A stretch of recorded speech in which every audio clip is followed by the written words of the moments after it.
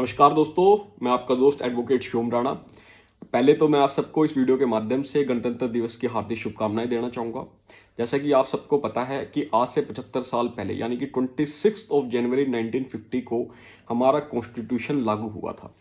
दोस्तों, जब भी कोई तारीख इतिहास में लिखी जाती है तो उसका कुछ ना कुछ हिस्टोरिकल बैकग्राउंड जरूर होता है, और आज इस वीडियो के माध्यम से मैं उसी हिस्टोरिकल बैकग्राउंड को आप सबके बीच डिस्कस करना चाहता हूँ। दोस्तों, 26 मई 1946 इस तारीख को याद रखना।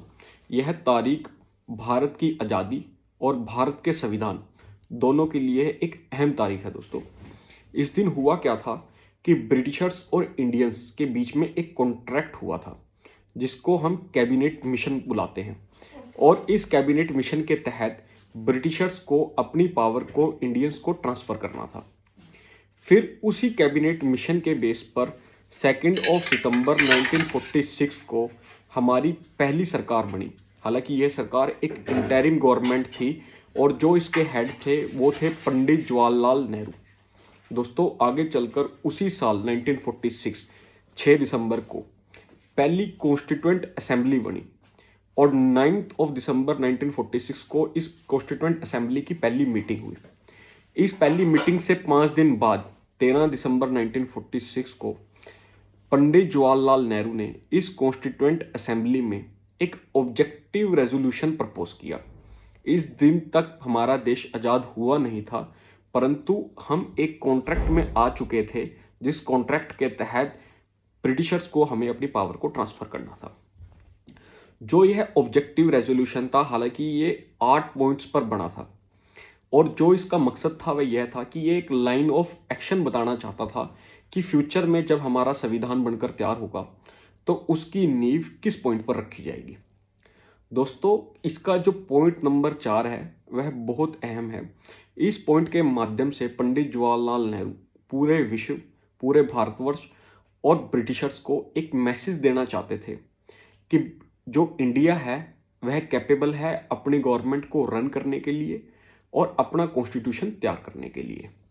फिर दोस्तों, 1948 की फरवरी को इस ऑब्जेक्टिव रेजोल्यूशन को अडॉप्ट किया गया।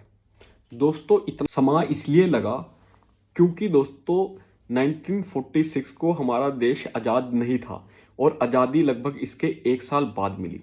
और वहीं 1948 में जो हमारी ड्राफ्टिंग कमेटी थी कॉन्स्टिट्यूशन की, जो उसके हेड थे डॉक्टर BR अम्बेडकर, उन्होंने एक मैसेज दिया कि जो हमारा इंडियन कॉन्स्टिट्यूशन है वह बनकर बिल्कुल तैयार हो गया है, और जो यह कॉन्स्टिट्यूशन बना है वह हूबहू हमने ऑब्जेक्टिव रेजोल्यूशन के बेस पर बनाया है।